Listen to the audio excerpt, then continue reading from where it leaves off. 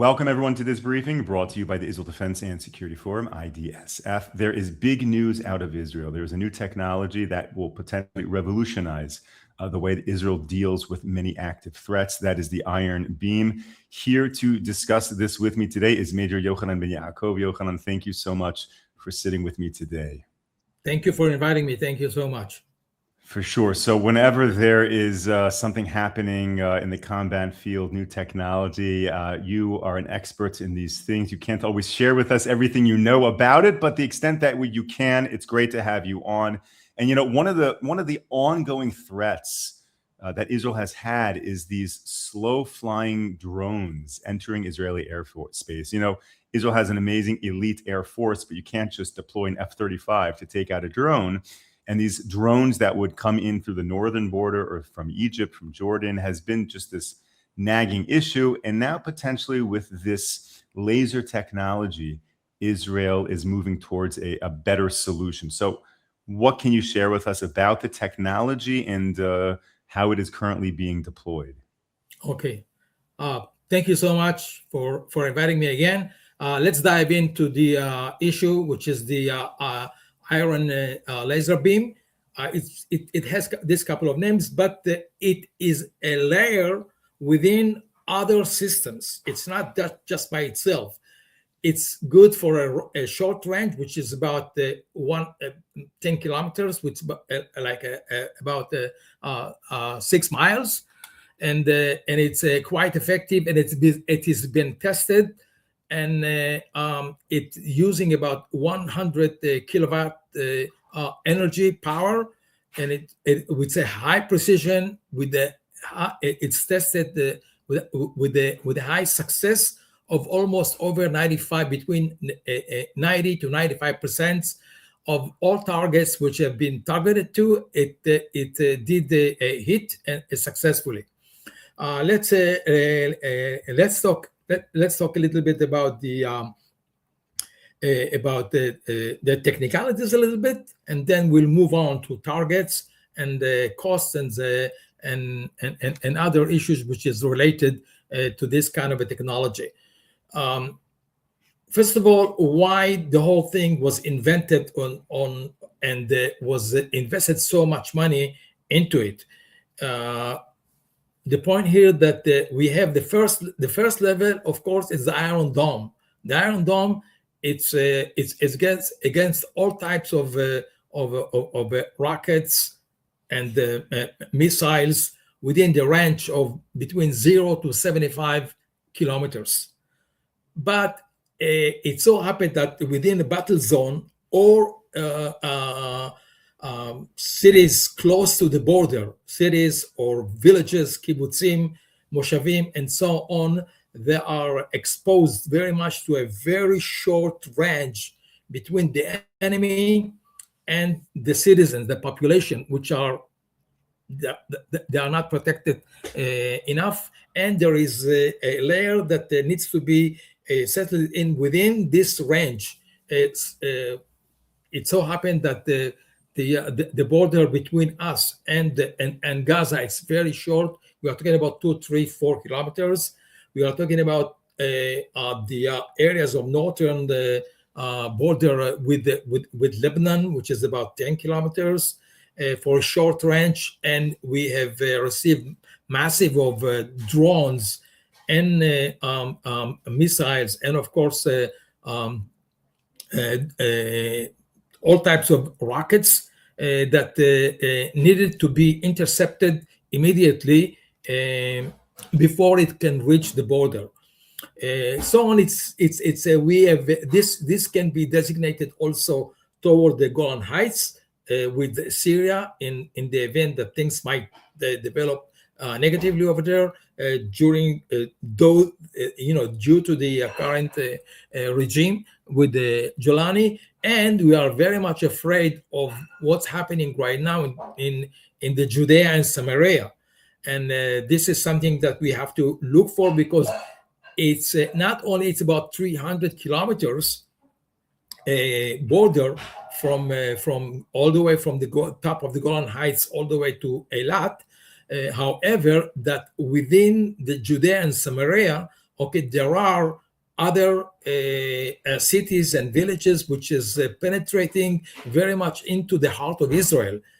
We can start from Kiryat Gat, Bet Shemesh, Jerusalem, Netanya, Hadera, and so on and so forth. Which these are the very spot areas, regions that we are exposed to by the enemies that might happen. Very much, the main enemy right now is the Hamas, and they are highly very active. Of course, we know very well in Gaza, but they don't stop recruiting and trying to access means of weapons into the Judea and Samaria Arab cities within the Palestinian authorities and other cities and villages which are not part of the Palestinian Authority, but within the jurisdictions of Israel, which is area B and C. But let's dive into what we can do. So the Iron Beam, it's very much designated to such areas which are very short range between the enemy and his targets, which is unfortunately us, and we need to protect our civilians, our populations, our kibbutzim, cities, and so on and so forth. So therefore, this system, it's the buffer zone between such regions and the enemies. What the advantage of the Iron Beam is that the fact that it's very fast, it's very accurate, it's precision, and it's a automatic line from the appliances of the Iron Beam and straight to the rocket. It can be drone, or it can be even shells from tanks and mortars and artillery. So the Iron Beam can take all this like in one shot. Such targets that they can fire in within our regions. You don't need that much of a. I mean, it's very very low cost per magazine. It's unlimited magazine within the Iron Beam. You don't need to have shells, which is a great advantage. It's only a few dollars per shot, unparalleled to the Iron Dome, which is every shell, every missile. It's about $50,000, and not to mention the Iron 2 and 3 arrows, which are about can reach between $300,000 to $500 per shot. It depends on the on the type of a defense system. It's very accurate. Again, it doesn't need that much of a voltage electricity, but it's a disadvantage also because you have to bring the energy voltage into the system, which it's something that you have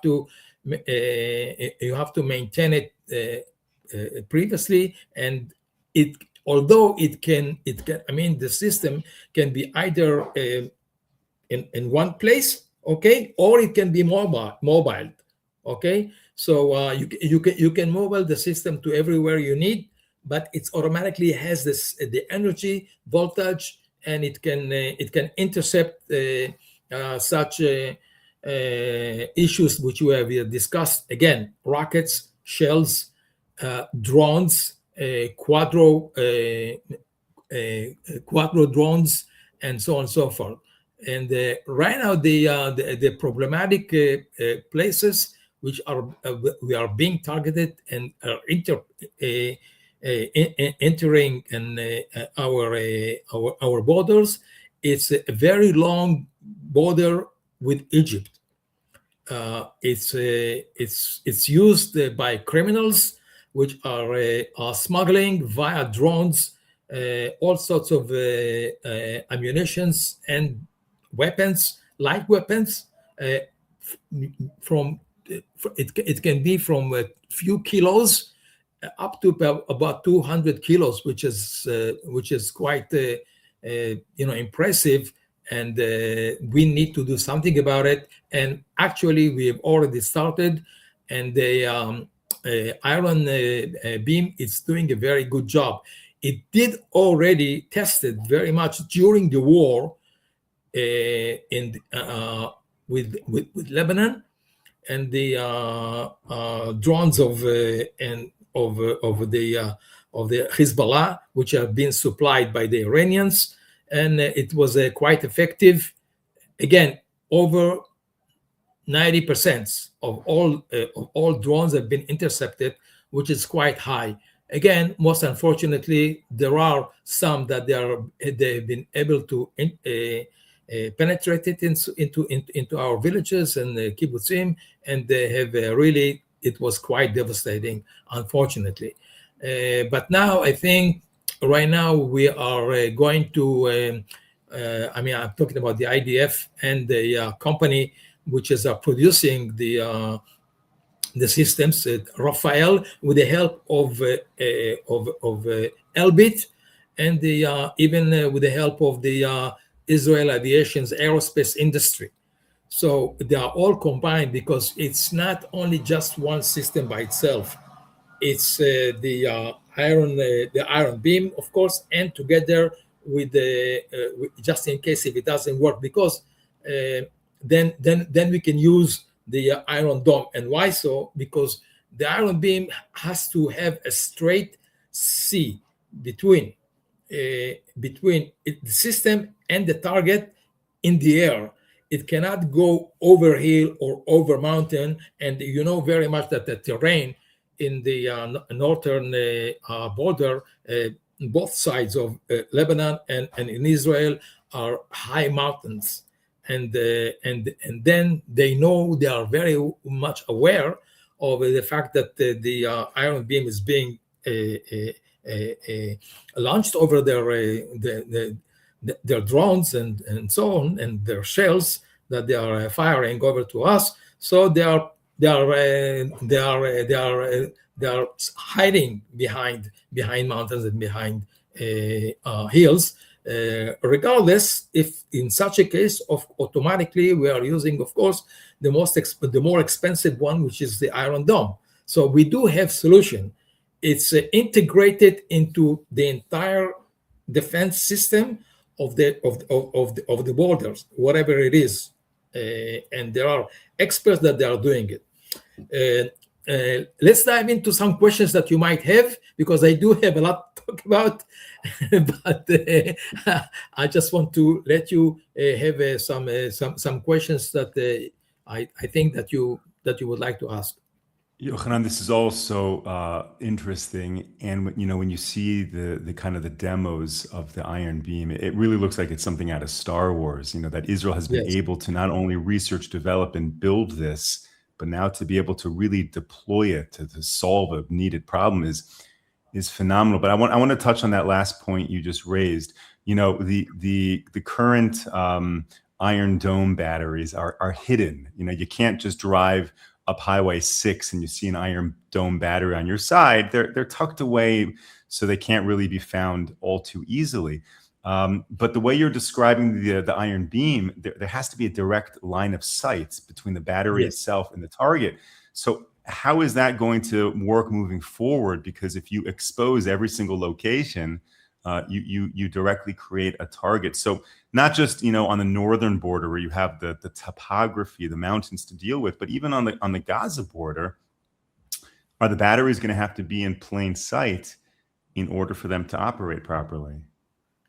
On the Gaza border, it's quite much easier than other topography which you have mentioned, like Egypt and the northern border.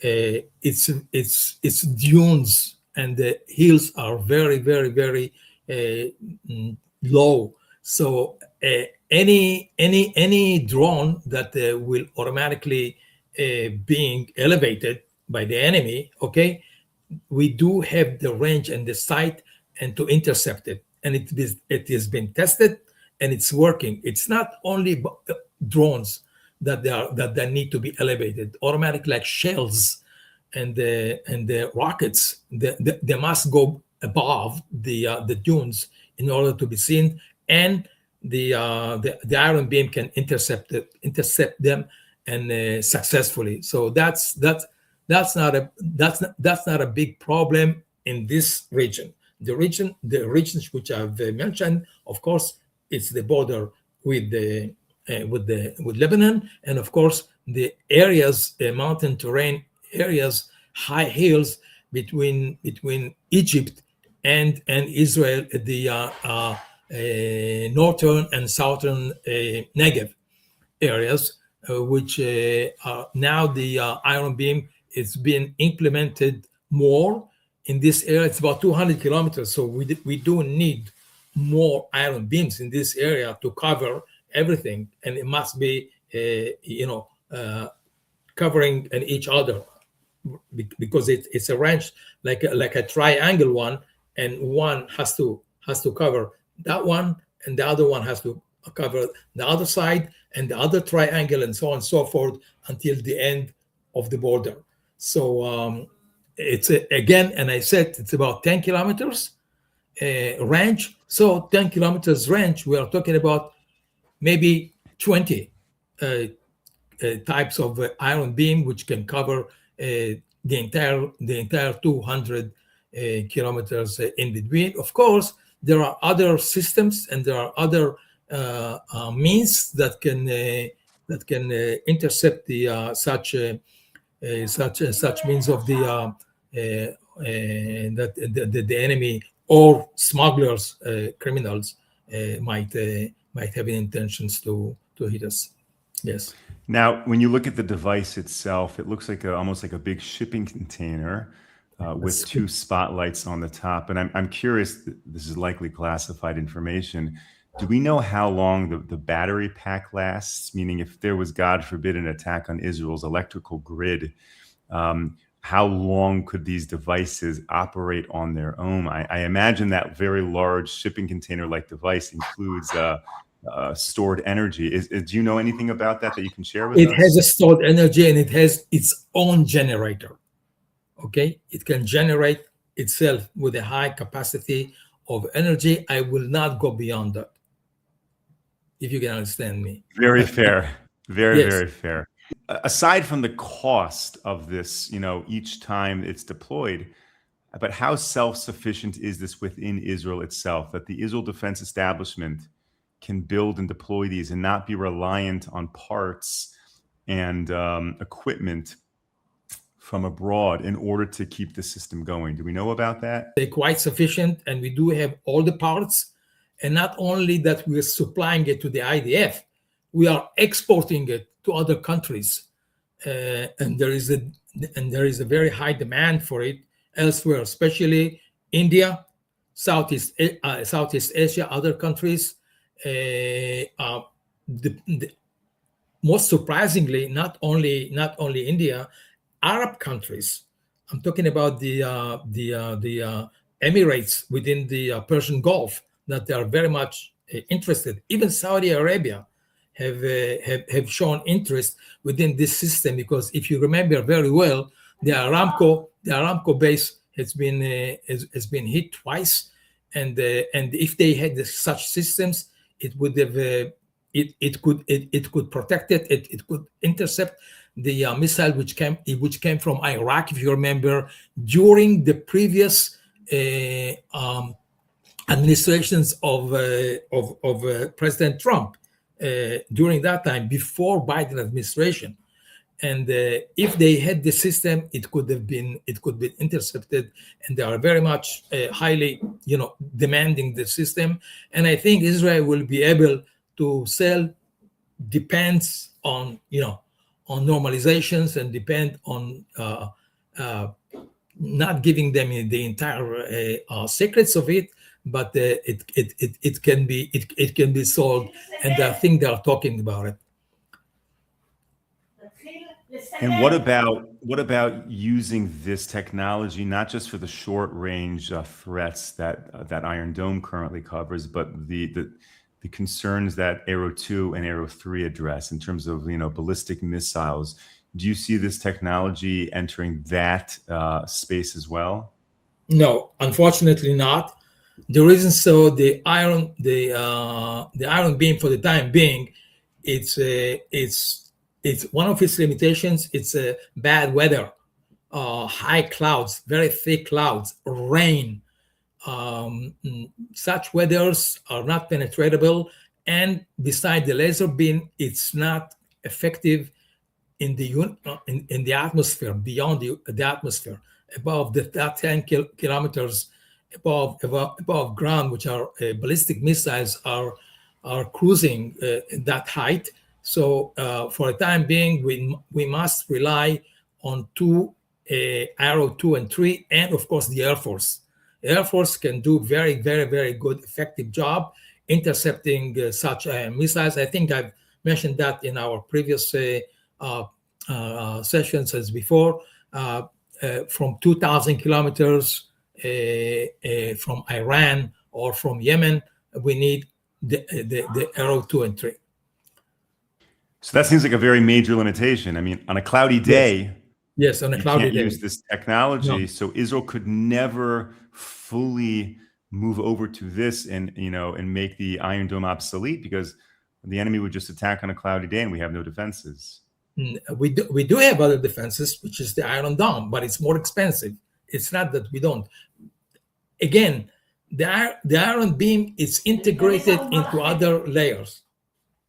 Major Yohanan Ben Yaakov, such a great pleasure to learn all of this from you. Thank you so much for joining. I hope I can invite you back. Thank you to all of our viewers. Thank you to all of our supporters for tuning in. Thank you so much, Moshe. Absolutely. We don't have a briefing tomorrow. Our next briefing will be on Monday next week, 10 a.m. Eastern Time, 5 p.m. here in Israel. Until then, stay safe, stay strong. Take care, everyone.